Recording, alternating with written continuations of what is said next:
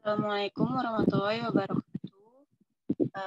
Kami dari kelompok 6 ingin memaparkan materi mengenai strategic entrepreneurial growth. Nama saya Utari Dwinda dan teman-teman saya Aisyah Nabila, Fauzia Hayati, Iwana Zarli Afiko, Nurul Asih Hajati, dan Siti Mustafa. Next.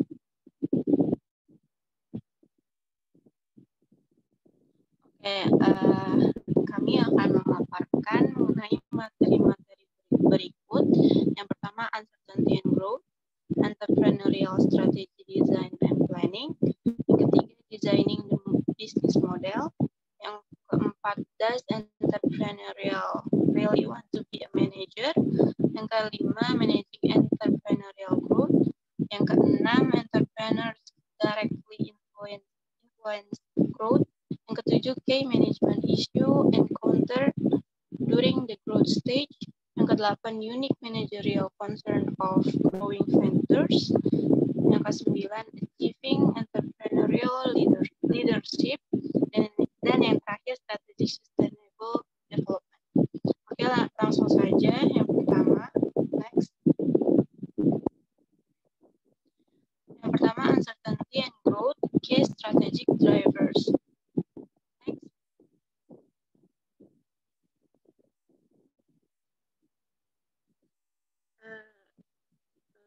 Meskipun sebagian besar wirausahawan melakukan beberapa bentuk perencanaan untuk usaha mereka, seringkali hal itu cenderung informal dan tidak sistematis.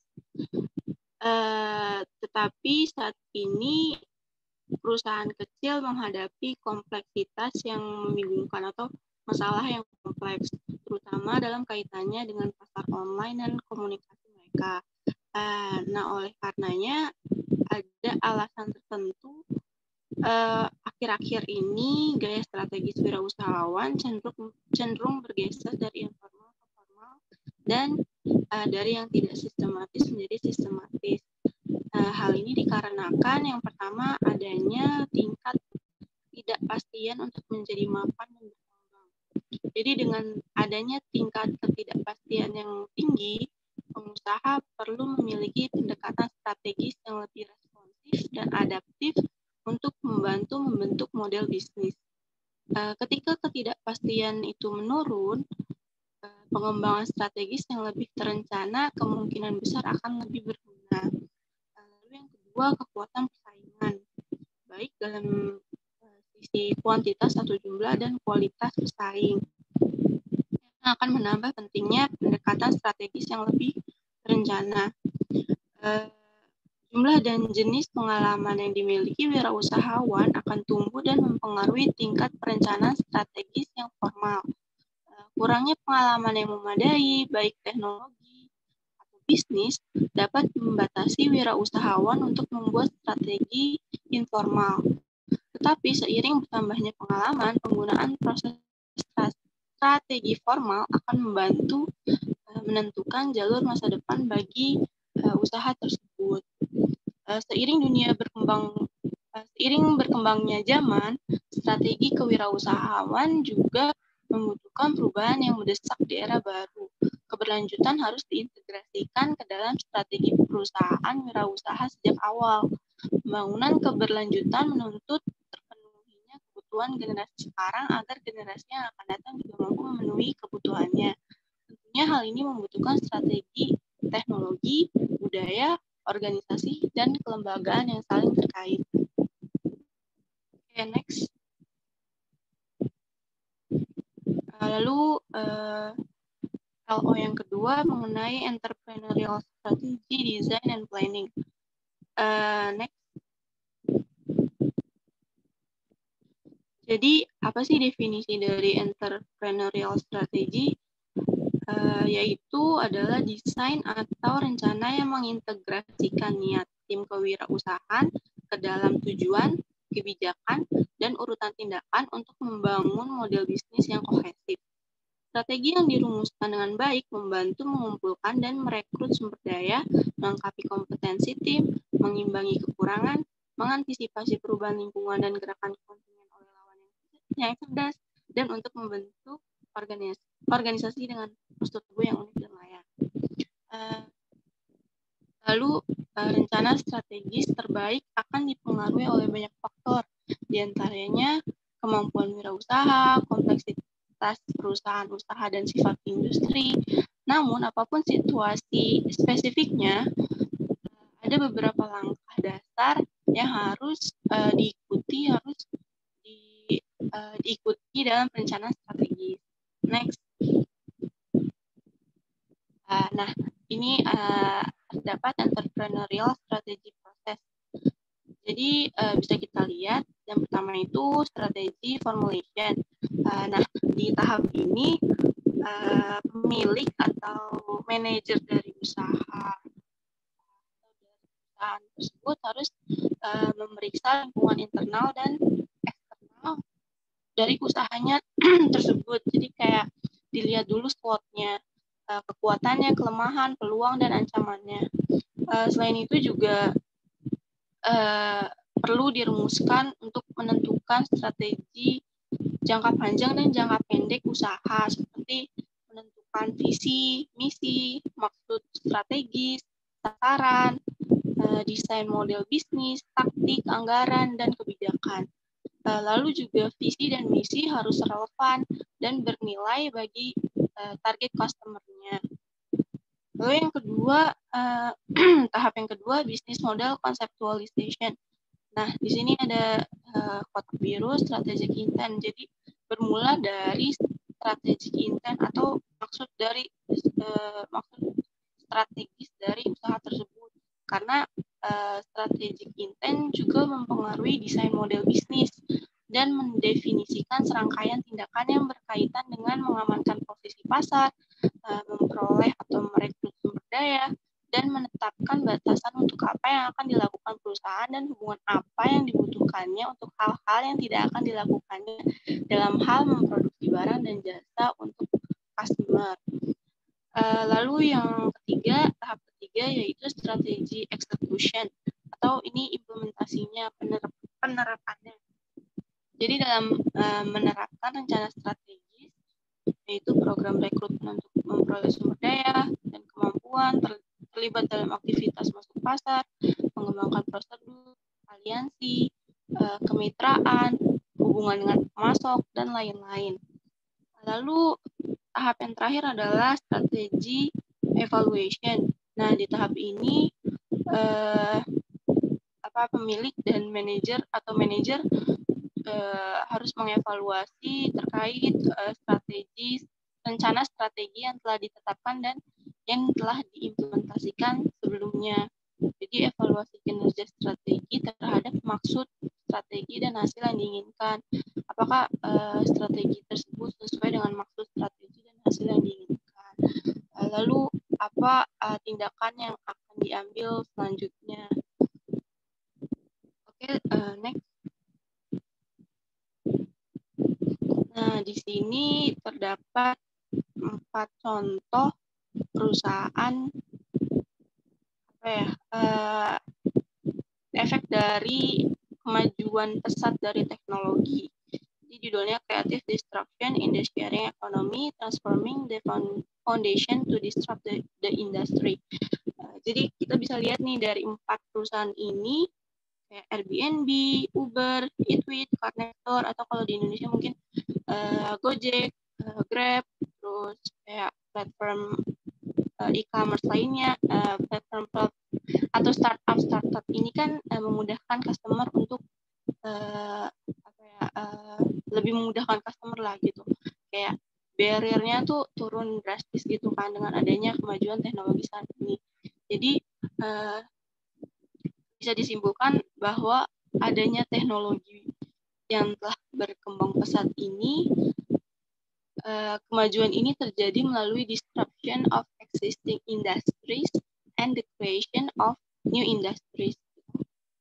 Jadi yang lama kayak udah terdisrupsi dan muncullah perusahaan-perusahaan baru yang industri-industri baru seperti ini yang mengikuti zaman, mengikuti teknologi zaman sekarang. Oke, next.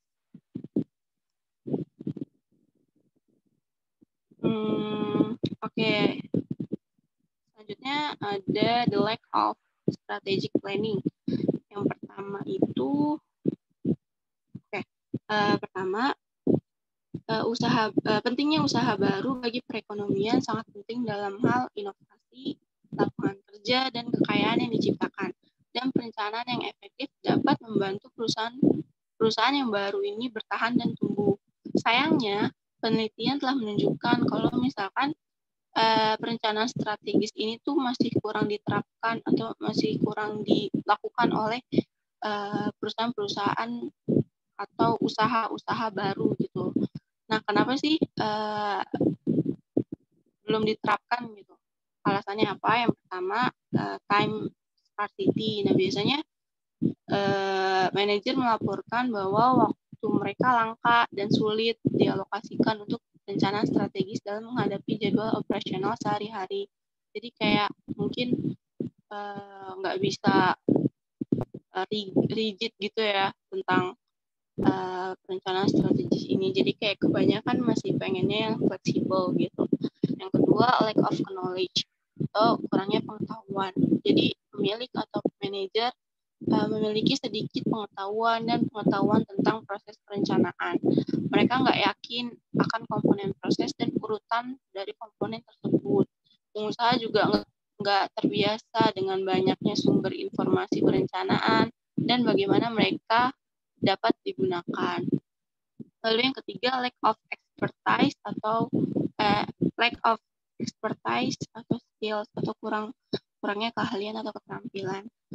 Jadi manajer biasanya lebih generalis gitu keterampilan atau skillsnya. Jadi mereka sering kekurangan keahlian khusus yang diperlukan untuk proses perencanaan.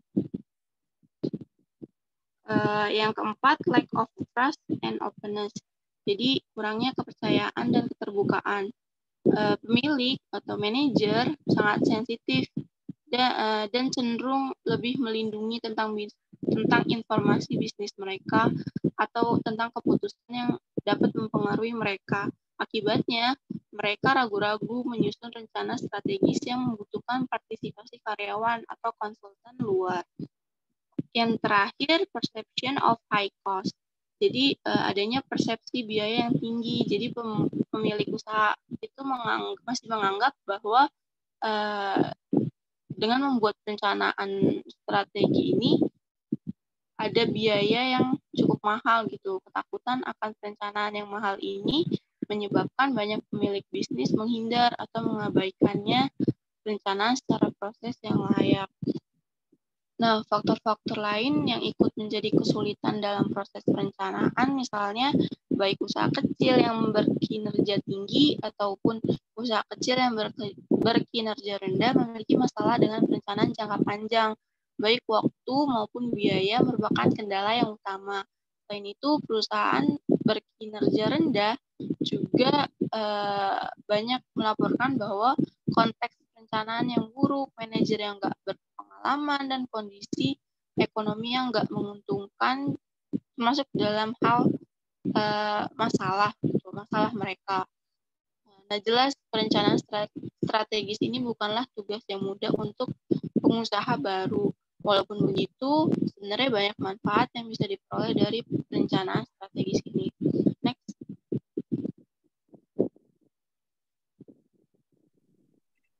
Selanjutnya adalah the value of strategic planning. Jadi perencanaan strategi itu tuh penting karena dapat mempengaruhi kelangsungan usaha.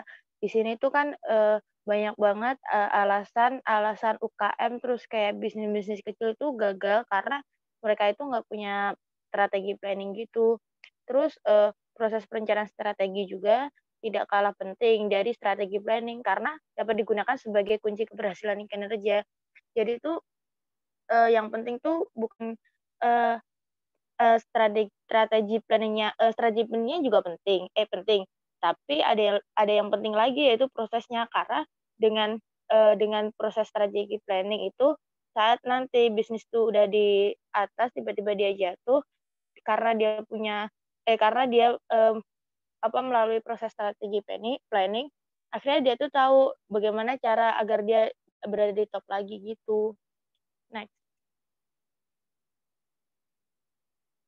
Nah, terus fatal flow in strategy execution. Jadi di sini tuh apa namanya, kan strategi planning tadi kan harus dieksekusi ya oleh para pengusaha, dan apa namanya, di sini tuh banyak banget kesalahan para pengusaha yang pokoknya pas eksekusinya itu salah pengusaha.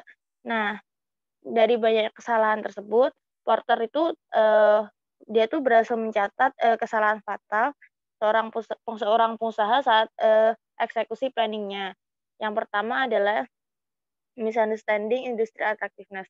Jadi tuh kesalahan ini tentang dia tuh salah ngambil kayak membuat kesimpulan daya tarik industri gitu. Terus kan pada dasarnya kan industri yang menarik itu pasti banyak pesaingnya. Terus biasanya juga teknologi yang glamor, teknologi yang wow gitu tuh biasanya tuh pasti banyak pesaing-pesaing yang baru muncul. Jadi tuh dia tuh kurang apa namanya, kurang bisa memahaminya, terus malah salah ngambil daya tariknya gitu. Terus yang kedua adalah no real competitive advantage. Jadi karena banyak apa namanya, pengusaha yang meniru strategi pesaing, maka tuh bisnisnya itu tuh seolah-olah tuh tidak memiliki keunggulan kompetitif, karena pada dasarnya kan dia kan meniru apa namanya, bisnis pesaingnya ya. Jadi tuh bener-bener nggak ada kompetitifnya gitu ya. Ya udah sama aja gitu. Terus yang ketiga itu pursuing at unattainable competitive position. Jadi tuh dia tuh terlalu mengejar posisi kompetitor yang tidak dapat dicapai. Jadi kan mungkin ini pembisnis baru ya, dia lihat kompetitornya udah tinggi, dia tuh mengejar itu, tapi harusnya dia tuh tahu sumber dayanya tuh gimana, key resource dia tuh sebesar apa gitu. Dari situ dia tuh tahu dia tuh bisa nyapainya di mana, harusnya seperti itu, bukan oh pesaing saya udah di situ jadi saya harus ke situ tuh enggak, karena apa namanya, kalau kita terlalu mengejar posisi itu juga tidak baik bagi seorang pengusaha. Contohnya nih, kan software itu kan apa namanya, dia itu kan kalau dia itu kan produktivitasnya tuh seolah-olah dia tuh bukan seolah-olah sih, pokoknya dia tuh komunitasnya itu sibuk menjadi pembeli karena dia itu mengejar kompetitornya yang udah banyak membeli gitu. Nah, karena dia sibuk untuk mencari pembeli, akhirnya dia lupa untuk nggak memperbarui si software-nya secara rutin. Padahal kita tahu bahwa software apalagi yang berbau pokoknya teknologi itu cepat terupdate-nya gitu, sehingga tuh value-nya malah turun karena dia sibuk mencari pembeli itu untuk menyaingi kompetitornya itu. Terus yang keempat yaitu compromising strategy for good. Jadi tuh apa namanya, nggak ada missing antara keunggulan strategi dan pertumbuhan bisnisnya gitu. Terus yang kelima yaitu value to ambiguity communicate the venture strategy to employers. Jadi itu pengusaha tuh banyak yang menganggap bahwa karyawannya tuh udah pada tahu nih strategi bisnisnya gimana. Padahal kan karyawan juga perlu dikasih tahu nih gimana karena pengusaha ini tuh nggak boleh dan nggak bisa menganggap bahwa karyawan itu sudah tahu strategi bisnisnya gitu. Jadi harus benar-benar dikasih tahu gitu. Nah, manfaat pengembangan strategi ini tuh untuk menciptakan kesatuan dan konsistensi tindakan di seluruh perusahaan. Jadi tuh dengan adanya apa namanya, strategi planning itu tuh diharapkan satu perusahaan tuh memiliki value yang sama gitu. Nah, terus di sini tuh ada the integration of entrepreneur and strategy action. Jadi di sini tuh strategi yang diambil oleh pengusaha antara strategi action dan entrepreneur action. Jadi di sana tuh ada beberapa apa namanya, beberapa strategi yang menentukan tingkat wealth creation dari cross antara entrepreneur, dan strategik. Yang pertama yaitu innovation, network, internationalization, organization learning, top management, teams and governance, and growth. Gitu. Next. Nah, di sini adalah strategi positioning the entrepreneurial age. Jadi itu kayak di sini tuh kayak keunggulan kewirausahaan gitu. Ini tuh sebenarnya di sini tuh kayak pendekatan fundamental untuk posisi strategis, termasuk membangun posisi pertahanan. Nah, di sini tuh dia tuh memanfaatkan sumber daya untuk bisa mendominasi pasar, sehingga dia tuh dapat mengejar peluang-peluang yang ada gitu, terus membuat pasar baru gitu-gitu. Jadi tuh pengusaha di sini tuh harus tahu bahwa di dalam pasar tuh ada peluang, dan dia tuh bisa milih pilihan yang terbaik di situ. Terus dia tuh juga bisa memanfaatkan perubahan di dalam pasar tersebut gitu.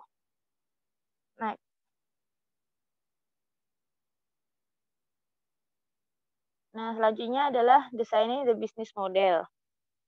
Next. Nah, seperti yang kita tahu bahwa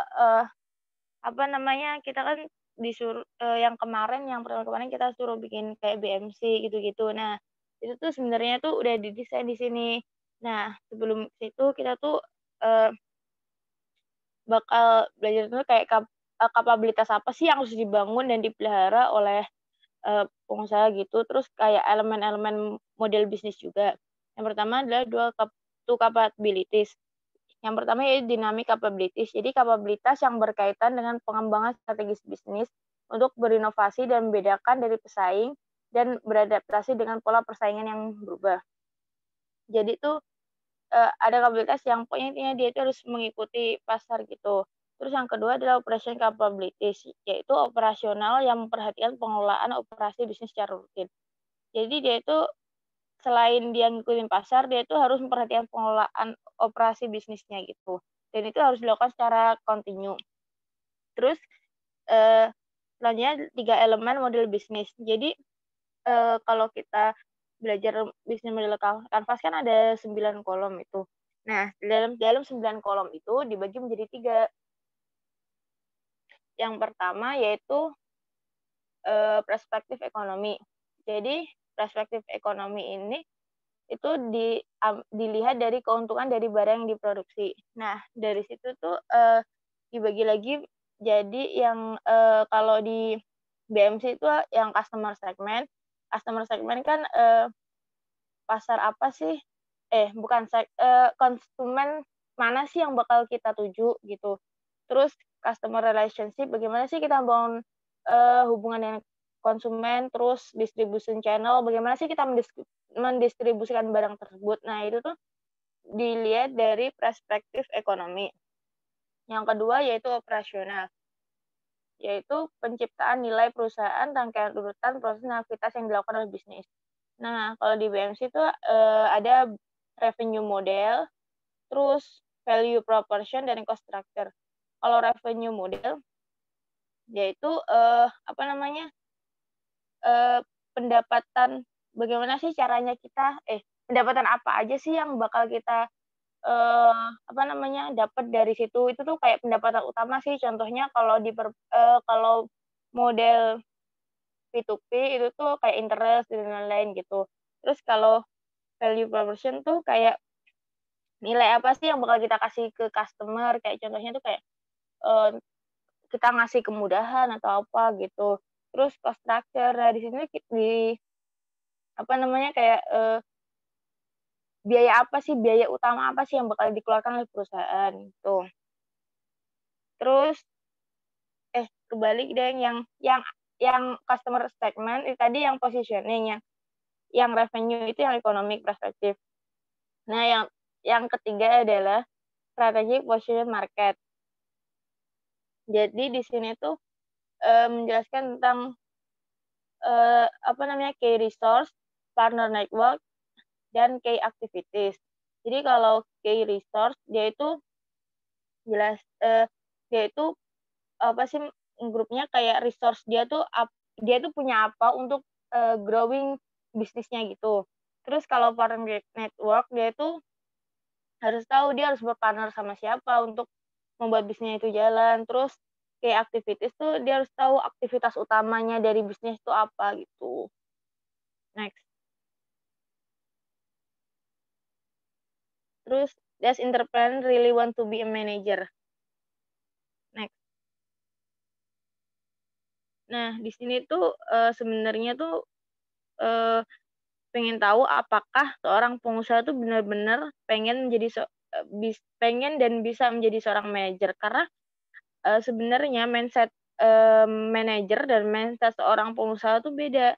Biasanya seorang pengusaha itu tuh rada susah untuk berpindah ke manajer, padahal kalau pengusaha itu kan kalau usahanya gede, mau nggak mau kan dia harus berpindah ke mindset manager, karena dia udah membangun tim dan sebagainya gitu. Nah, di sini tuh tabel yang menjelaskan perbedaan antara manager mindset dan entrepreneur mindset. Tuh. Next.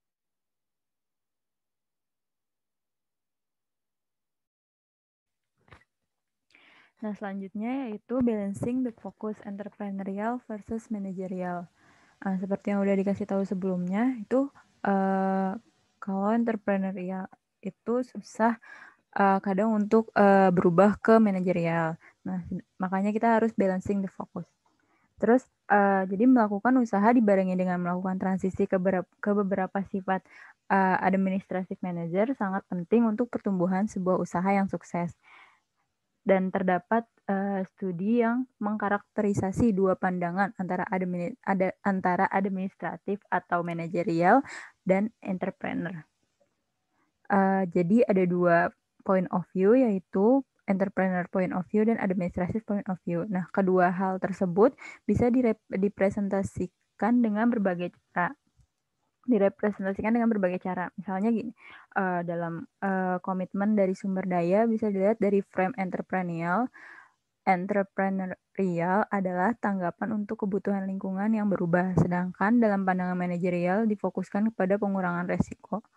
Nah, terus entrepreneur diidentifikasikan bekerja dengan effectual logis, creating, crafting, dan adapting, means untuk bertemu dengan imagine new end. Menurut interview dan penelitian dari Sarah Sarasvati kepada banyak entrepreneur. Nah, lalu terdapat dua tipe, yaitu the manager dan the strategic. Nah, the manager ini tuh lebih ke causal reasoning working atau given means to achieve given ends. Nah, sedangkan the strategist itu dia lebih ke kreatif causal reasoning, yaitu membentuk given means dan membuat new means untuk bertemu given end. Gitu. Next.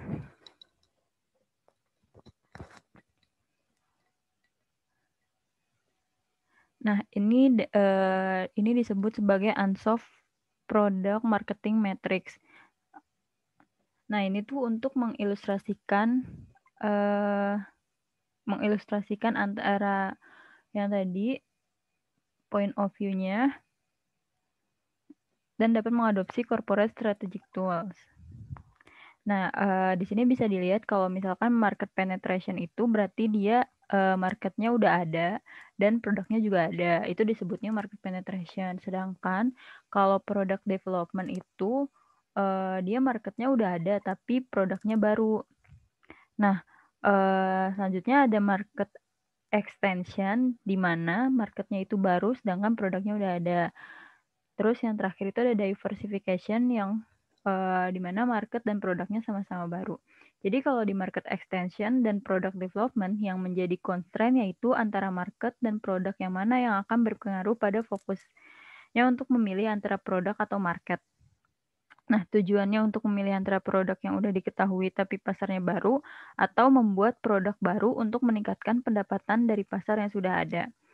Nah, di kuadran ini tuh memerlukan level yang cukup tinggi dalam strategi logic dan reasoning.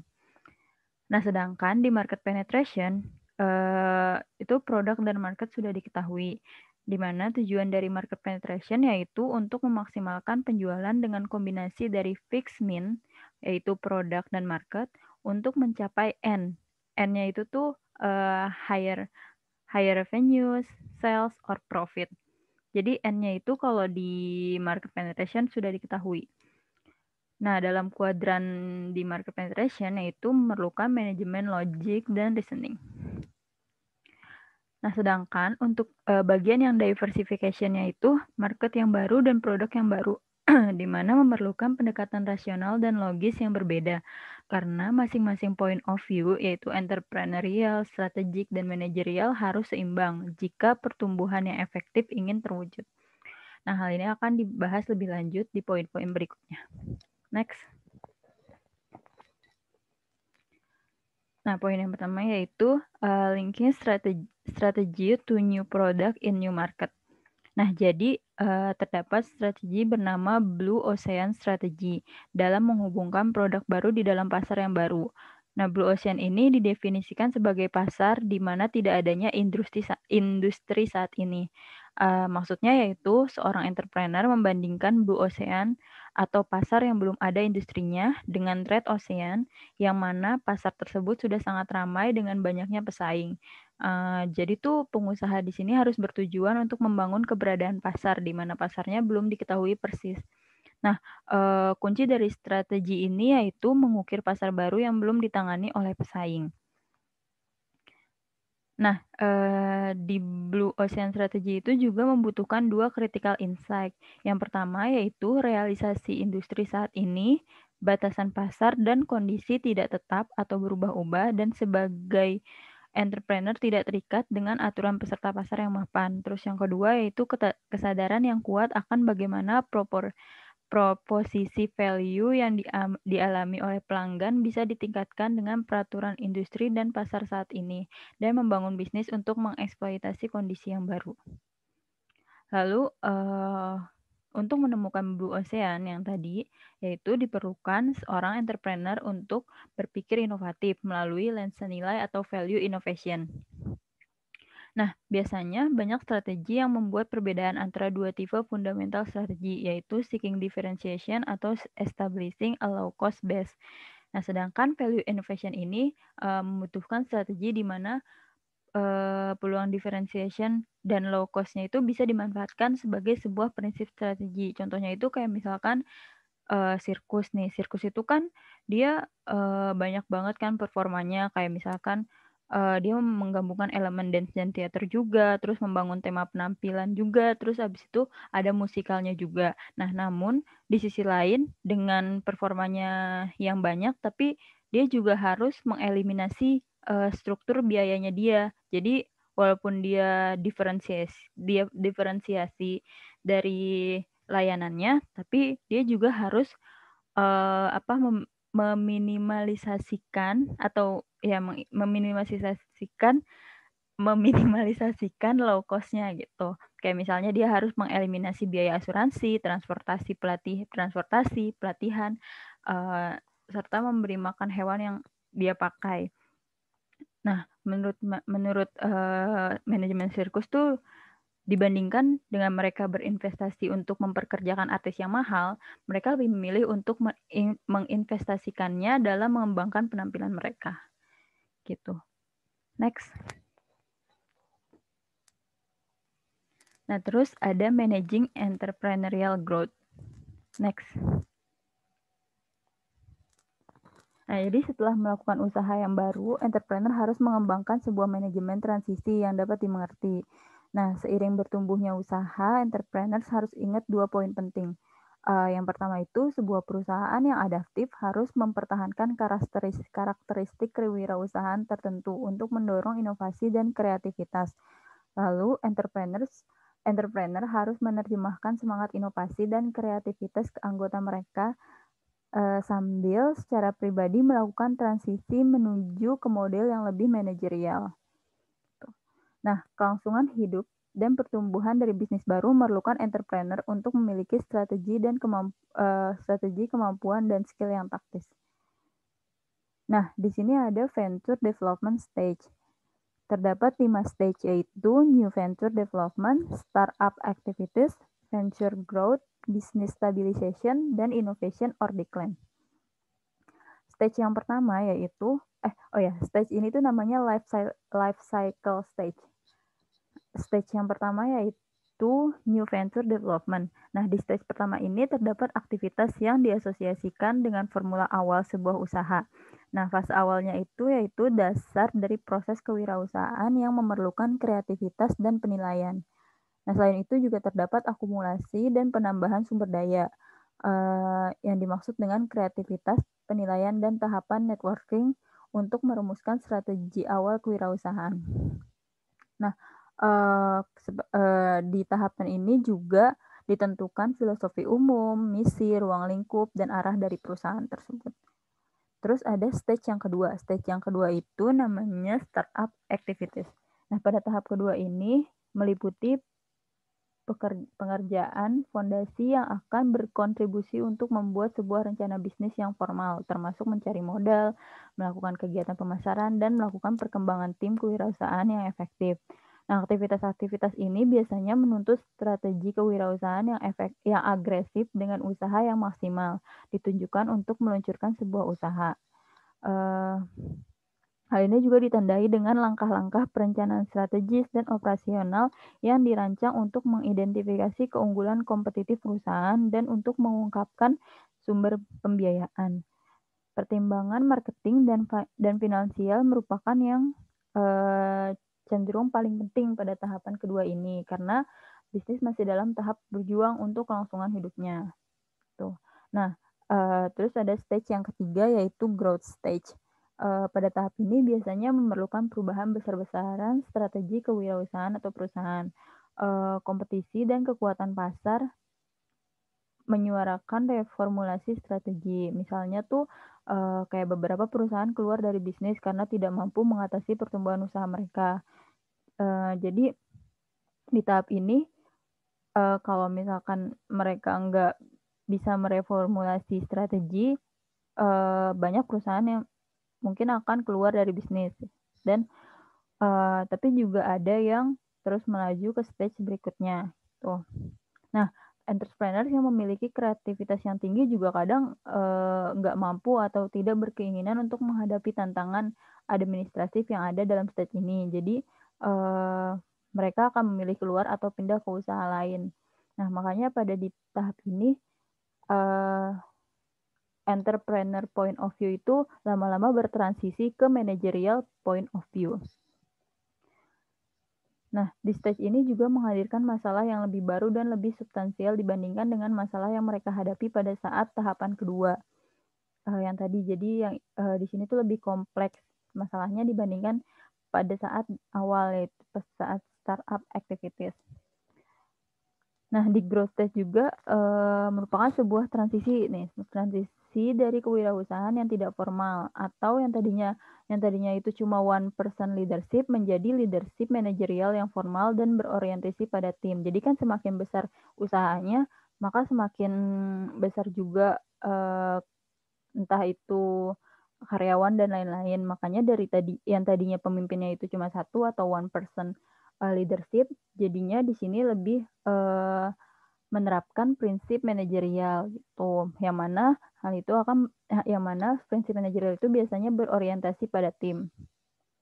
Nah, lalu seperti yang sudah dijelaskan sebelumnya juga bahwa pada tahapan ini diperlukan pengembangan dari skill yang berbeda sambil mempertahankan perspektif organisasi.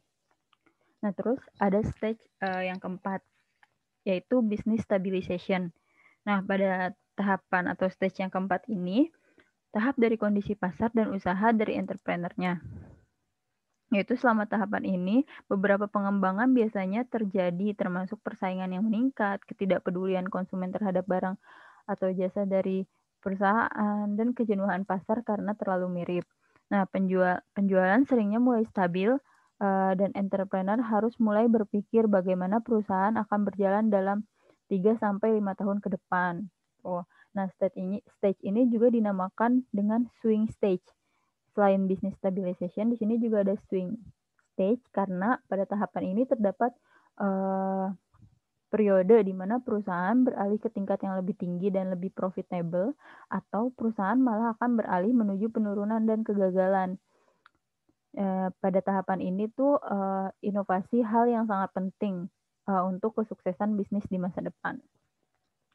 Nah, yang terakhir itu ada innovation dan decline.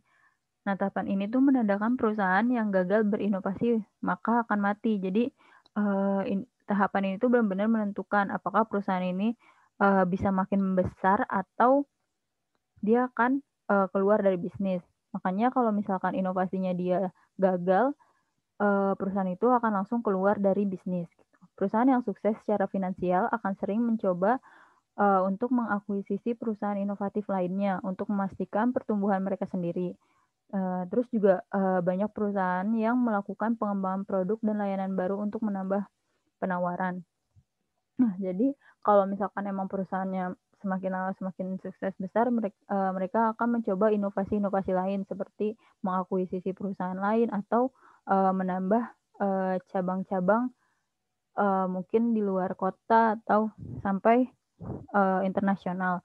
Terus juga biasanya diferensiasi produknya dia tuh makin banyak gitu. Nah, semua tahapan yang sudah dijelaskan sebelumnya itu tuh merupakan poin strategis yang cukup penting, dan masing-masing tahapan yang tadi ada 5 itu memerlukan rangkaian strategi yang berbeda-beda. Oke, next.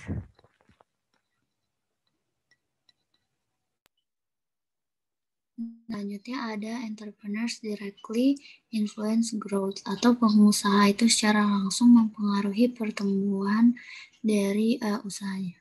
Next. Nah, di sini ada ciri-ciri dari pengusaha.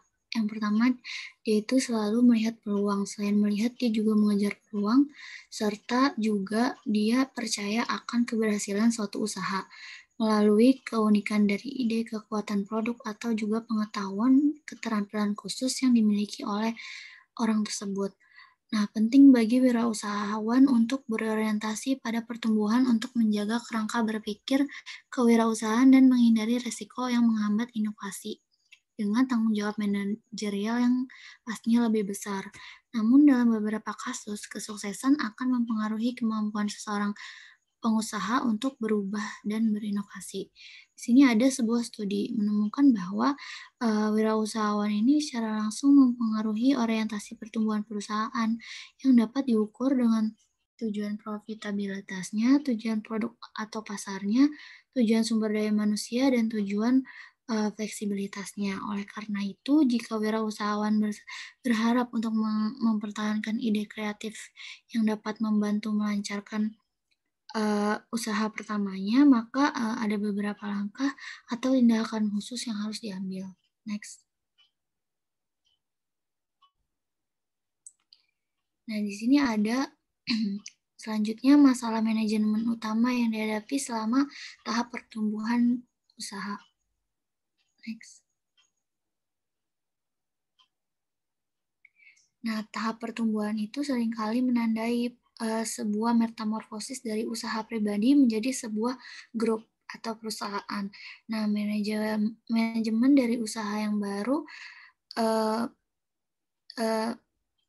terutama di industri yang berkembang, masih perlu mengadopsi struktur organik yang fleksibel. Oleh karena itu, unsur budaya juga perlu mengikuti desain yang fleksibel dari otonomi, pengambilan resiko, dan kewirausahaannya. Jenis budaya ini mencerminkan kekuatan asli dari pengusaha tersebut dalam menciptakan usaha. Namun pengusaha juga harus memahami beberapa masalah manajerial utama dan spesifik yang akan menjadi masalah selama di tahap pertumbuhan ini. Nah, masalah-masalah ini termasuk control, responsibility, staying the course towards building and adaptive firms, and managing paradox. Nah, yang pertama itu ada masalah kontrol, di mana pertumbuhan itu menciptakan masalah dalam command and control atau perintah dan kendali. Saat berhadapan dengan mereka, Pengusaha itu perlu menjawab tiga pertanyaan kritis, yaitu pertama, apakah sistem kontrol ini menandakan sebuah kepercayaan? Yang kedua, apakah sistem alokasi sumber daya menandakan kepercayaan? Dan ketiga, apakah lebih mudah meminta izin daripada meminta maaf? Nah, pertanyaan-pertanyaan ini mengungkapkan banyak hal tentang kendali dari suatu usaha.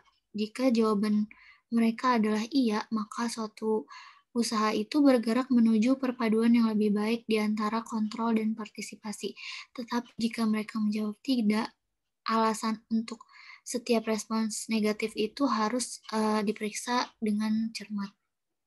Yang kedua ada responsibility atau tanggung jawab. Seiring dengan pertumbuhan perusahaan, perbedaan antara otoritas dan tanggung jawab menjadi lebih jelas. Ini karena otoritas selalu dapat didelegasikan, tetapi yang lebih penting adalah dalam menciptakan rasa tanggung jawab itu sendiri. Sehingga dalam tahap pertumbuhan perusahaan lebih baik dilayani oleh aktivitas-aktivitas inovatif dan tanggung jawab bersama dari semua anggota perusahaan.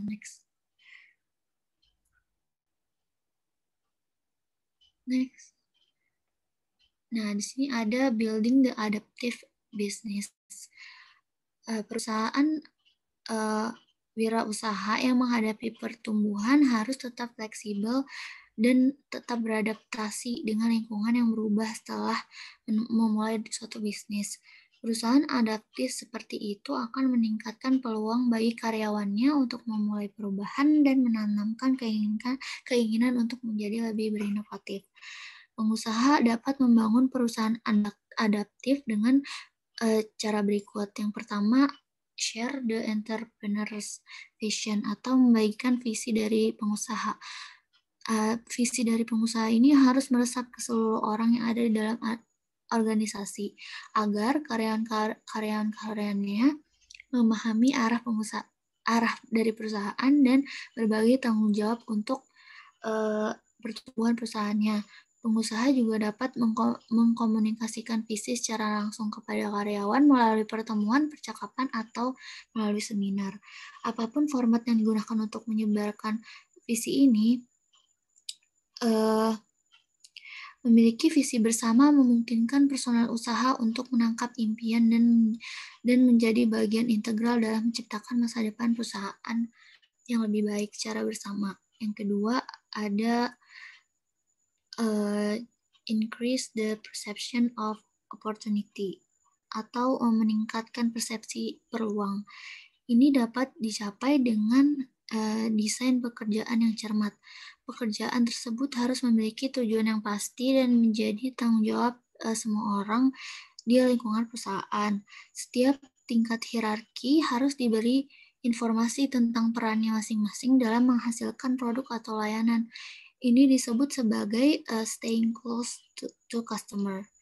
Cara lain untuk meningkatkan persepsi peluang adalah melalui koordinasi dan integrasi yang cermat dari bidang fungsional. Ini memungkinkan karyawan di daerah fungsional yang berbeda untuk bekerja sama sebagai satu kesatuan yang kohesif. Yang ketiga, institutionalist change as the venture goals. Di mana dalam proses perencanaan, operasi, dan implementasi, semuanya tunduk pada perubahan terus-menerus saat berusaha. Jika peluang ini dilihat di antara dinamika pasar dan industri, membangun preferensi organisasi untuk perubahan dan daripada mempertahankan status quo tidak hanya harus didorong, tapi juga ditetapkan sebagai tujuan. Dalam konteks ini, keinginan akan peluang dapat muncul ketika sumber daya, orang, dan struktur untuk respon manajerial lebih cepat tersedia dan hambatan departemen dapat terus dikurangi. Yang terakhir ada instill the desire to be innovative atau tanamkan keinginan untuk menjadi inovatif. Keinginan personal untuk mengejar peluang harus dipupuk dengan hati-hati. Kata-kata saja biasanya tidak akan tercipta. Tetapi ada langkah-langkah khusus, seperti contohnya reward system atau sistem penghargaan, misalnya diberi bonus, misalnya seperti bonus, penghargaan, uang muka, dan gaji promosi harus dikaitkan langsung dengan upaya inovatif dari setiap personelnya. Yang kedua ada an environment that allows for failures, maksudnya bukan dia harus mencari kegagalan, tetapi harus belajar dari kegagalan. Ketika jenis lingkungan ini ada, orang menjadi lebih bersedia atau lebih siap untuk menerima tantangan perubahan dan inovasi. Yang selanjutnya ada flexible operations.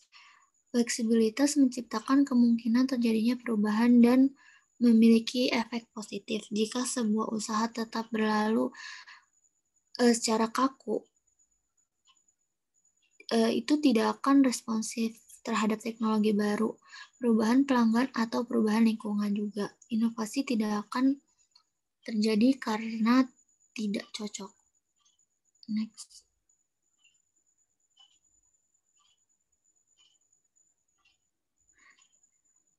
Selanjutnya ada managing paradox and contradictions. Ketika sebuah usaha mengalami lonjakan pertumbuhan, sejumlah faktor struktural juga mulai menghadirkan banyak tantangan. Ini termasuk juga elemen budaya, kepegawaian, dan pengembangan personel, serta penilaian dan penghargaan. Pengusaha dapat terus-menerus berpikir apakah akan mengatur faktor-faktor ini dalam desain birokratis yang kaku atau desain organik yang fleksibel. Saat merancang struktur fleksibel untuk pertumbuhan yang tinggi, pengusaha harus menyadari bahwa sejumlah kekuatan yang saling bertentangan bekerja dalam faktor struktural tertentu lainnya. Yang pertama ada birokrasi versus desentralisasi, di mana seperti yang kita tahu kalau birokrasi itu tata kerja suatu organisasi yang berpegang teguh secara ketat pada hierarki dan peraturan. Sedangkan desentralisasi merupakan suatu tata cara di mana wewenang dan kekuasaan tidak terpusat melainkan tersebar. Peningkatan perekrutan karyawan akan merancang birokrasi. Namun terkait dengan pertumbuhan juga peningkatan keragaman dalam penawaran produk. Semakin banyaknya produk yang ditawarkan mendukung proses pengambilan keputusan yang kurang formal, sehingga dapat menyebabkan desentralisasi yang lebih besar. Yang kedua ada lingkungan bisnis versus strategi. Perubahan yang besar dalam lingkungan bisnis ditambah dengan kondisi persaingan mendukung budaya perusahaan untuk dapat berani mengambil resiko, otonomi, dan melibatkan partisipasi karyawan dalam proses pengambilan keputusan. Perusahaan dapat menghadapi pesaing melalui strategi yang bergantung pada desain sistemnya. Yang ketiga ada kualitas versus biaya versus inovasi. Perusahaan yang berkembang pesat berusaha secara bersamaan mengendalikan biaya, meningkatkan kualitas produk, dan meningkatkan penawaran produk. Meminimalkan biaya dan tidak memperdulikan harga produk bersaing bagaimanapun adalah hal yang terbaik dicapai oleh sistem hierarki tradisional pengambilan keputusan dan evaluasi. Namun, strategi ini bertentangan dengan jenis proses otonom yang paling mungkin mendorong pengejaran kualitas produk dan inovasi. Faktor-faktor ini menekankan pentingnya pengelolaan paradoks dan kontradiksi. Pertumbuhan melibatkan banyak tantangan. Yang pertama itu adanya tekanan. Tekanan yang disebabkan oleh upaya untuk mengontrol biaya sekaligus meningkatkan kualitas dan menciptakan produk baru untuk memperhatikan keseimbangan kompetitif. Yang kedua ada sentralisasi. Untuk mempertahankan kendali sekaligus desentralisasi untuk mendorong kontribusi otonom. Profesionalitas dengan embrio budaya perusahaan. Perusahaan yang berkembang pesat ditantang untuk bisa mencapai keseimbangan di antara berbagai tekanan ini sehingga perusahaan tersebut dapat berjalan stabil. Next. confronting the growth wall, di mana dalam upaya pengembangan kemampuan manajerial untuk menghadapi pertumbuhan usaha, banyak pemilik perusahaan menghadapi tembok pertumbuhan yang tampaknya terlalu besar untuk diatasi. Oleh karena itu, mereka tidak dapat memulai proses penanganan tantangan tersebut yang ditimbulkan oleh proses dari pertumbuhan. Nah, di sini ada beberapa langkah kunci yang direkomendasikan untuk menerobos ketidakmampuan dalam menangani perubahan atau tren lingkungan. Yang pertama ada creating a growth task force, di mana langkah ini untuk mengatur dan menafsirkan data lingkungan, serta untuk mengidentifikasi kekuatan dan kelemahan usaha, dan untuk berusaha bertukar pikiran dengan ide-ide baru yang memanfaatkan kekuatan dari perusahaan, serta untuk merekomendasikan ide-ide kunci yang harus dikembangkan lebih lanjut. Yang kedua ada planning for growth. Untuk mengatasi stagnasi, serangkaian hasil potensial, dan identifikasi sumber daya yang diperlukan. Yang ketiga ada maintaining growth culture, di mana memelihara budaya pertumbuhan yang mendorong dan menghargai sikap berorientasi pada pertumbuhan, serta yang terakhir ada developing an outside board of advisors, di mana itu dewan ini harus membantu menentukan, merancang, serta mengimplementasikan struktur organisasi untuk meningkatkan keinginan untuk berkembang. Next.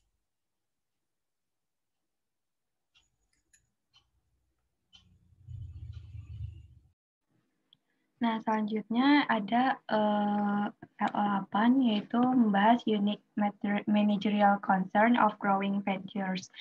Nah, bisnis yang sedang berkembang versus bisnis yang lebih besar dan udah sukses, dia akan memiliki perbedaan dalam banyak hal. Nah, ada beberapa masalah nih, masalah manajerial yang unik, yang mana masalah ini tuh munculnya di bisnis yang sedang growing. Nah, kekhawatiran terhadap masalah ini mungkin nggak tampak secara signifikan, tapi seringkali seringkali memecahkan masalah ini tuh menjadi suatu hal yang penting bagi para entrepreneur baru. Nah, selanjutnya di L8 ini bakal dibahas apa aja sih concern dari bisnis yang concern masalah dari bisnis yang sedang growing. So, next. Nah, di sini ada terdapat 5 hal yang menjadi concern unik dalam bisnis yang sedang berkembang. Nah, diantaranya itu adalah masalah perbedaan ukuran bisnis, one person band syndrome, manajemen waktu, tekanan dari komunitasnya, dan pembelajaran yang berkelanjutan. Nah, yang pertama itu perbedaan ukuran. Nah, untuk usaha yang masih baru berkembang, biasanya tuh ukuran bisnisnya relatif masih kecil kan ya. Nah, sehingga bisa menimbulkan beberapa kerugian nih. Nah, misalnya yang pertama itu jangkauan pasarnya terbatas. Nah, karena dia tuh misalnya dari segi geografisnya dia tuh nggak bisa expand gitu, ekspansi. Nah, yang kedua itu kayak kurang bisa untuk ekspansi. Nah, terus juga demikian pula kalau misalkan sekarang kan lebih berbasis ke internet ya kalau jualan, kayak lebih ke platform online, sosmed, e-commerce, dan sebagainya. Nah, ini bakal memecahkan masalah kendala jangkauan pasar dari segi geografisnya. Tapi di sisi lain dia juga bakal memberikan masalah lagi, yaitu model aplikasi yang dibatasi. Misalnya kayak kapasitas untuk mengelola volume transaksi, maksudnya volume transaksi yang besar itu dibatasi. Nah, sehingga biaya pemesanannya juga tinggi, karena biasanya usaha yang kecil tuh nggak punya sumber daya yang banyak kan, nggak punya stok yang banyak. Nah, jadinya dia lebih sering beli ke supplier buat memenuhi sumber dayanya, jadinya biayanya bakalan lebih mahal dan dia nggak bakal dapat harga potongan gitu, harga bonus gitu. Soalnya dia belinya sedikit-sedikit kayak gitu. sehingga usaha bisnis yang lagi growing ini dia bakal spend uang lebih banyak untuk sumber daya. Nah, di sisi lain ada keuntungannya juga nih dari perbedaan ukuran. Nah, yaitu yang pertama itu adalah fleksibilitas lebih besar. Jadi di bisnis yang masih kecil ini itu tuh untuk membuat suatu keputusan itu nggak perlu nunggu masukan dari komite, terus nggak ada penundaan dari lapisan birokrasi. Jadi bisa lebih fleksibel dalam mengatur bisnisnya.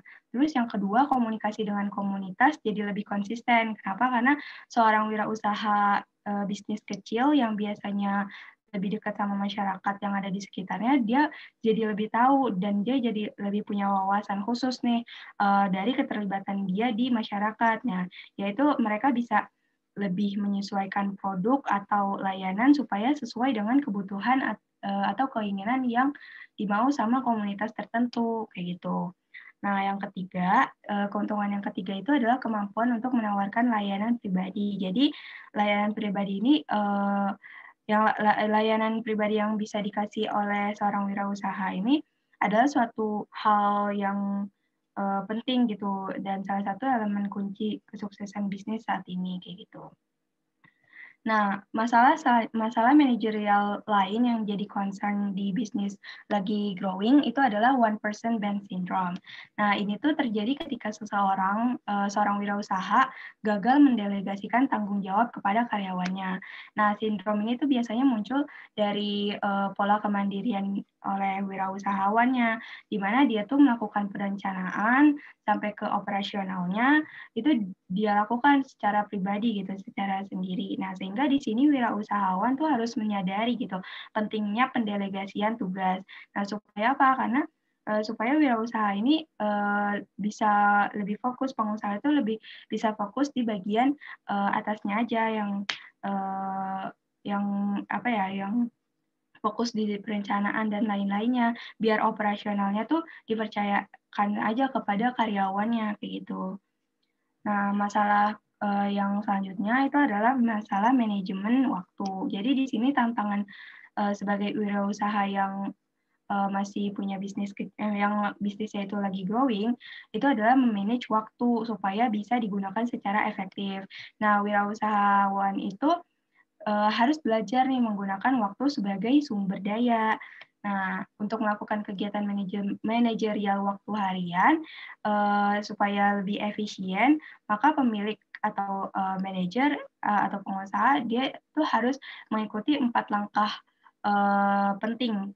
Nah, yang pertama itu ada assessment, yang kedua itu ada prioritas, lalu yang ketiga itu ada membuat prosedur, dan terakhir itu ada pendelegasian. Nah, misalnya yang pertama nih, assessment atau penilaian. Jadi, pemilik usaha atau wirausahawan, dia tuh harus menganalisis aktivitas hariannya dan memeringkat tuh menurut kepentingannya. Terus yang kedua, prioritas. Jadi, pemilik bisnis tuh harus mengkategorikan aktivitas hariannya berdasarkan prioritas apa yang utama kayak gitu. Dalam artian lain, pemilik bisnis di sini tuh dia nggak boleh menunda-nunda pekerjaan. Terus yang ketiga itu ada pembuatan prosedur. Jadi di sini karena bisnis itu lebih kepada kerjaan sehari-hari yang dia itu diulang-ulang terus, maka butuh suatu prosedur yang bisa dijadikan patokan atau instruksi buat karyawan melakukan aktivitas kerja sehari-hari supaya lebih teratur kayak gitu. Nah, yang keempat itu ada pendelegasian. Nah, jadi ini untuk menghemat waktu supaya kerjanya juga lebih maksimal, maka wirausahawan tuh harus bisa bagi-bagi tugas ke karyawan sehingga kerjanya tuh bisa lebih cepat, bisa lebih maksimal. Terus karena kalau pendelegasian ini kan berarti diasumsikan orang yang didelegasiin tuh dia udah punya keterampilan yang khusus gitu akan tugas tersebut. Nah, gitu. Jadi intinya di manajemen waktu ini seorang wirausaha tuh harus melakukan keempat langkah ini supaya dia dapat dia bisa memanage waktunya secara efektif. Nah, dia juga harus 4 hal ini harus dilakukan dengan disiplin gitu. Nah, masalah lainnya yang menjadi concern di bisnis yang growing itu adalah tekanan komunitas. Jadi seperti yang disebutkan sebelumnya, komunitas itu kan bisa menjadi hal yang menguntungkan bagi suatu bisnis yang lagi growing. Nah, namun komunitas itu kadang memberikan tekanan nih kepada si pengusaha-pengusaha baru ini. Nah, tekanan uniknya itu ada 3, yaitu partisipasi, kepemimpinan, dan donasi. Nah, di partisipasi, masyarakat tuh punya persepsi bahwa kalau wirausahawan yang baru, dia tuh punya banyak waktu. Nah, padahal nggak juga. Jadi, wirausahawan itu harus pintar-pintar nih untuk memilih acara apa dari komunitas mana yang bisa dia ikuti. Dan kalau bisa, acara itu atau acara itu bisa menguntungkan bagi bisnisnya gitu. Misalnya dengan acara itu dia bisa mempromosikan produknya kayak gitu. Terus yang kedua, tekanan yang kedua itu adalah kepemimpinan. Jadi komunitas tuh percaya bahwa pengusaha itu tuh punya jiwa leadership yang bagus gitu. Nah ini ada benarnya juga gitu karena dia sebagian besar pengusaha harus punya jiwa kepemimpinan gitu. Terus yang selanjutnya itu adalah donasi. Jadi di sini ada tekanan komunitas terhadap donasi. Jadi mereka tuh mengajukan donasi kepada pengusaha-pengusaha ini gitu. Padahal dia baru growing gitu, masih growing gitu. Nah, jadi di sini tuh wirausahawan tuh harus mikir-mikir lagi nih buat ngasih donasi dan dia tuh harus menganalisa finansialnya juga. Nah, mungkin wirausahawan nih boleh bisa memilih berdonasi ke organisasi atau ke komunitas tertentu aja. Jadi jangan semuanya karena kalau misalkan semuanya sumber daya finansial dari bisnis yang masih growing ini kan masih rada terbatas ya. Jadi harus dipilah-pilah juga kayak gitu. Selanjutnya, concern yang terakhir itu adalah continuous learning. Nah, di sini dari semua masalah yang disebutkan sebelumnya itu, yang 4 masalah sebelumnya, nah ini membuat waktu si pemilik atau waktu si wirausahawan itu untuk mempertahankan atau meningkatkan pengetahuan manajerial dan kewirausahaannya tuh jadi lebih sedikit gitu. Jadi maksudnya jadi lebih sedikit lah waktu buat belajar hal baru gitu. Nah, tapi sebenarnya pembelajaran berkelanjutan ini tuh penting banget buat si wirausahawan. Kenapa? Karena dengan dia mau belajar terus, dia bakal bisa memiliki ide-ide yang fresh dan dia juga bisa mengikuti perubahan dari industri. Nah, sehingga dia tuh bisa mempertahankan keunggulan dari bisnisnya kayak gitu. Next. Nah, selanjutnya itu ada achieving entrepreneurial leadership. Nah, next. Oke. Nah, jadi kepemimpinan kewirausahaan mungkin merupakan elemen yang paling penting ya dalam mengelola usaha. Nah, pemimpin itu tuh lebih digambarkan sebagai orang yang visioner dan strategis. Nah, di sini ada pengertian mengenai entrepreneurial leadership. Itu bisa diartikan sebagai kemampuan wirausaha untuk mengantisipasi, membayangkan, mempertahankan fleksibilitas, berpikir secara strategis, dan bekerja dengan orang lain untuk memulai perubahan yang akan menciptakan masa depan yang layak bagi organisasi. Nah, di sini ada beberapa tipe dari leader, ada yang strategik, ada yang visioner, ada yang manajerial, dan mereka tuh punya karakteristiknya masing-masing. Nah, terus usaha yang berorientasi pada pertumbuhan, jadi kalau misalkan usaha yang berorientasi di pertumbuhan, di growth, ini maka mereka tuh perlu mengadopsi pola pikir kompetitif baru gitu. Jadi yang mana di dalamnya itu ada fleksibilitas, kecepatan, inovasi, dan kepemimpinan strategis yang dihargai. Nah, dengan pola pikir ini, usaha bisnis itu bisa usaha bisnis itu dapat mengidentifikasi dan memanfaatkan peluang yang baru muncul gitu dalam landscape persaingan yang baru. Nah, peluang ini tuh datangnya dari mana sih? Nah, peluang ini tuh datangnya dari ketidakpastian karena adanya perubahan. Jadi, sebagai wirausahawan, kita tuh harus bisa menangkap berbagai peluang yang ada melalui kepemimpinan kewirausahaan yang efektif. Nah, usaha bisnis yang sedang berkembang ini bisa dapat menyesuaikan perilaku mereka dan memanfaatkan peluang tersebut. Next. Nah, selanjutnya akan membahas mengenai Strategic Sustainable Development. Next.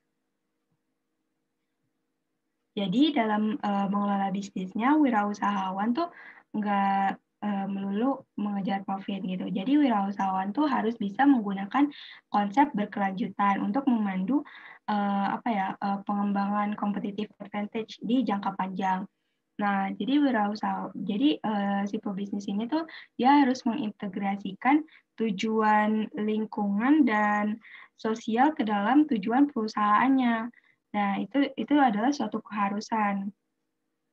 Nah, strategi wirausahawan dalam menentukan arah masa depannya itu melibatkan seni dalam mengelola aset yang tidak dimiliki. Maksudnya seni mengelola aset yang tidak dimiliki yaitu aset yang dimiliki secara umum kayak misalnya lingkungan kayak gitu-gitu.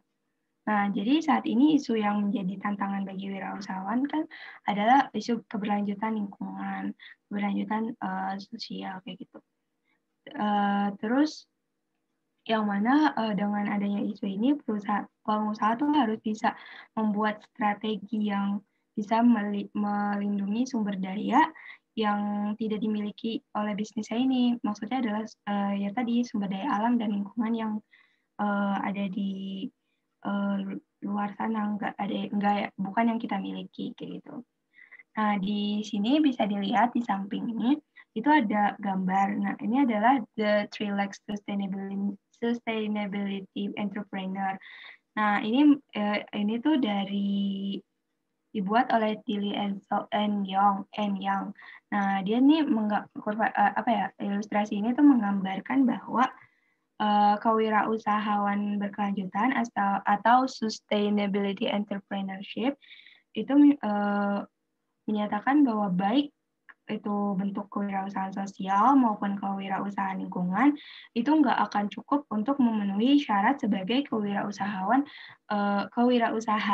berkelanjutan. Kenapa? Karena menurut Tilly and Young ini penciptaan kekayaan berkelanjutan atau sustainability wealth itu berarti maknanya tuh memberikan manfaat bersih secara holistik gitu, secara menyeluruh di bidang baik di bidang ekonomi, komunitas, dan lingkungan alam. Jadi bentuk kewirausahaan sosial maupun kewirausahaan lingkungan tuh belum cukup gitu untuk mewujudkan sustainability entrepreneurship gitu. Next.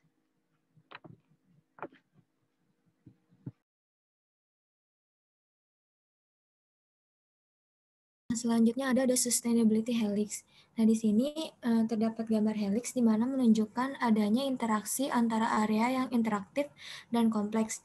Dan setiap area didukung oleh serangkaian strategi dan alat di dalam proses mencapai keberlanjutan. Nah, proses ini saling memperkuat antara area satu dengan area lainnya.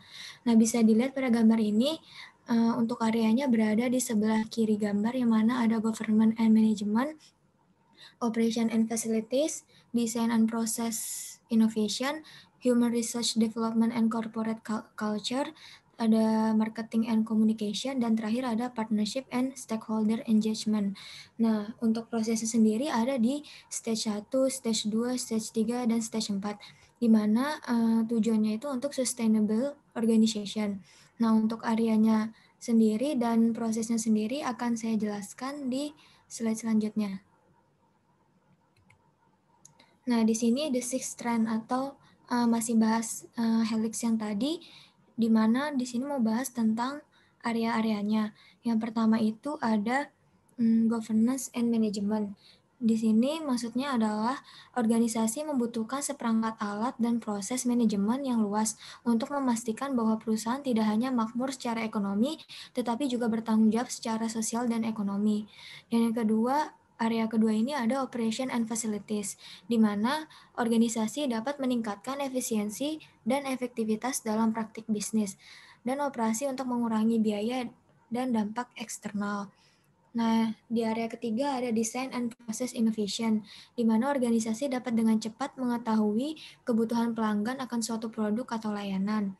Yang keempat ada human research development and corporate culture, di mana organisasi dapat menciptakan tempat kerja yang lebih sehat dan menginspirasi untuk mendorong karyawan melakukan peningkatan berkelanjutan atau sustainability. Dan area yang kelima ada marketing and communication, di mana organisasi dapat memenuhi kebutuhan pelanggan supaya pelanggan merasa puas dengan pilihan konsumsi mereka. Dan area yang terakhir ada partnership and stakeholder, di mana organisasi harus memanfaatkan hubungan kemitraan dan aliansi dengan berbagai organisasi, lembaga, dan kelompok lain dalam masyarakat agar tetap kompetitif di dalam pasar. Nah, selanjutnya untuk proses pada helix tadi, di mana terdapat stage 1, 2, dan sampai stage 4. Nah, untuk stage 1 di sini adalah di mana eksplorasi keberlanjutan pada operasi dan bisnis, di mana maksudnya adalah aktivitas pada tahap ini untuk mengembangkan pemahaman tentang apa arti keberlanjutan pada perusahaan, dan untuk mengeksplorasi nilai keberlanjutan, misi, dan model bisnis perusahaan. Nah, selanjutnya pada tahap kedua adalah implementasi mode pembelajaran yang tenang melalui eksperimen, di mana pada tahap ini perusahaan mulai berkomitmen untuk beroperasi dengan cara yang lebih berkelanjutan. Misalnya menetapkan indikator keberhasilan yang jelas, menilai dampak sosial dan lingkungan, dan memproyeksi validitas kasus untuk keberlanjutan. Nah, untuk stage ketiga ada komitmen kepada publik bahwa akan menggunakan strategi keberlanjutan sepanjang operasi dan rantai nilai. Nah, di sini perusahaan telah meyakini dirinya untuk bertanggung jawab terhadap lingkungan dan masyarakat melalui operasi dan pengaruhnya. Hal ini ditandai dengan perusahaan menerapkan strategi keberlanjutan dalam operasi, kegiatan, dan rantai nilai. Nah, untuk stage terakhir ada keunggulan kompetitif direalisasikan secara penuh melalui integrasi, sehingga manajemen terhadap keberlanjutan tidak lagi diperlukan. Nah, pada tahap ini, sebuah perusahaan berada dalam posisi untuk memastikan bahwa tingkat keunggulan kompetitif telah direalisasikan melalui integrasi konsep keberlanjutan. Nah, misalkan contohnya perusahaan itu telah bisa mengembalikan modal manusia dan modal alam, terus memaksimalkan nilai pemegang saham, dan menemukan tempat yang sah yang mana tidak merugikan pihak manapun, sehingga seluruh pihak dapat berkontribusi mencapai kemajuan perusahaan tersebut. Nah, selanjutnya ada new strategic tool. Di sini ada banyak jenis tool baru yang dapat digunakan pada strategi kewirausahaan. Nah, di bawah ini terdapat 5 tools yang dapat memfasilitasi pengaturan, pembiayaan, pengelolaan, atau memantau investasi pada bisnis keanekaragaman hayati. Nah, di sini BioTools for Biodiversity Business yang pertama ada Tools Biodefinition, di mana digunakan untuk memandu keputusan awal tentang berinvestasi dalam bisnis keanekaragaman hayati. Yang kedua ada tools BioSWOT, di mana digunakan untuk memandu pengembangan lebih lanjut dari rencana bisnis keanekaragaman hayati atau menyiapkan analisis lebih rinci tentang peluang investasi. Nah, yang tools ketiga ada biodiversity, di mana digunakan untuk mendefinisikan tindakan di mana kinerja keanekaragaman hayati dapat dioptimalkan dan membantu mengintegrasikan rencana manajemen keragaman hayati atau BMP. Nah, yang keempat ada tools biogovernance, di mana digunakan untuk menempatkan struktur sehingga dapat melestarikan integritas bisnis, keanekaragaman hayati, dan pencapaian kinerja yang aman. Yang terakhir ada tools bioperformance monitoring, di mana digunakan untuk mengevaluasi dan melaporkan pencapaian tujuan dari bisnis. Nah, selanjutnya ada strategic backcasting. Nah, apa sih strategic backcasting itu? Strategic backcasting adalah metodologi untuk perencanaan dalam keadaan yang tidak pasti, di mana kondisi yang diinginkan di masa depan dibayangkan dan kemudian langkah-langkah didefinisikan untuk mencapai kondisi yang diinginkan tersebut.